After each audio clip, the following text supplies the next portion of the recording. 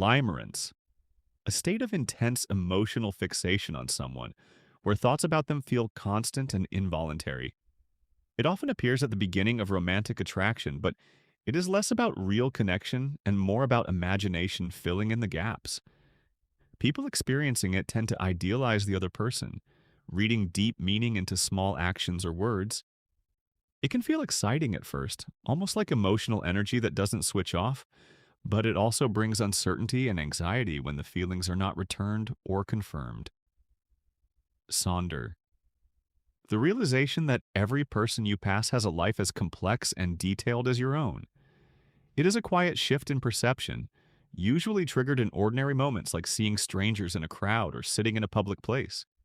Suddenly, others are no longer background figures but full stories unfolding beyond your view. This feeling often brings a strange mix of wonder and distance, as the mind briefly tries to imagine lives it will never fully know. Hiraeth. A deep emotional longing for a home or place that may no longer exist or may never have fully belonged to you.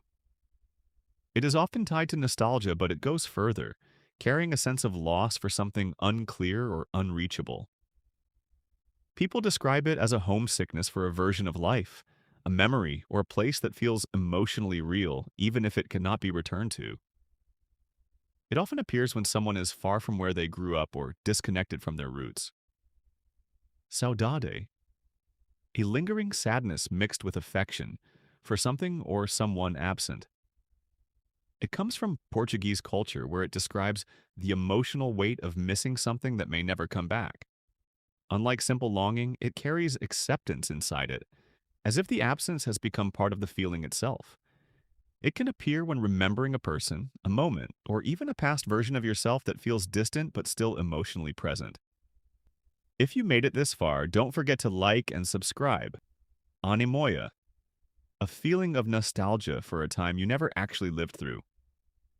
It often comes from old photographs, films, music, or cultural imagery that creates a sense of familiarity with an unknown past. The mind builds emotional attachment to an era it only knows indirectly, treating it as something personally meaningful. This feeling shows how memory and imagination can blend, making history feel strangely intimate. Frisson, a sudden wave of physical emotion, often described as chills running through the body, usually triggered by music or powerful moments.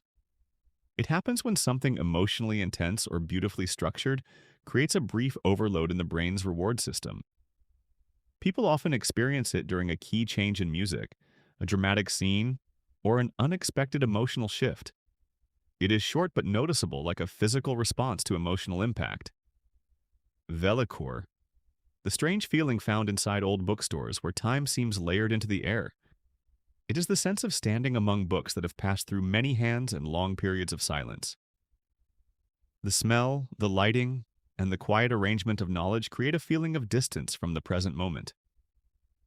It often brings reflection on forgotten ideas, past readers, and the slow passage of time preserved in pages. Onism. The awareness of how little of the world you can ever experience in your lifetime. It often appears when thinking about places you will never visit or moments you will never witness. This feeling is not necessarily sad, but it carries a sharp sense of limitation. It highlights the contrast between the vastness of existence and the narrow path of individual experience, making everyday life feel both small and deeply focused. Liberosis, the desire to care less about things that feel too heavy or emotionally consuming. It is not apathy, but a wish for lightness, where small worries and pressures lose their grip. People often feel it after stress or emotional overload, when the mind starts craving distance from expectations and outcomes. It reflects a natural need for emotional release, where letting go becomes a form of relief. That's it for today. If you enjoyed the video, don't forget to like, subscribe, and comment your ideas for the next video. Also, check out my other videos.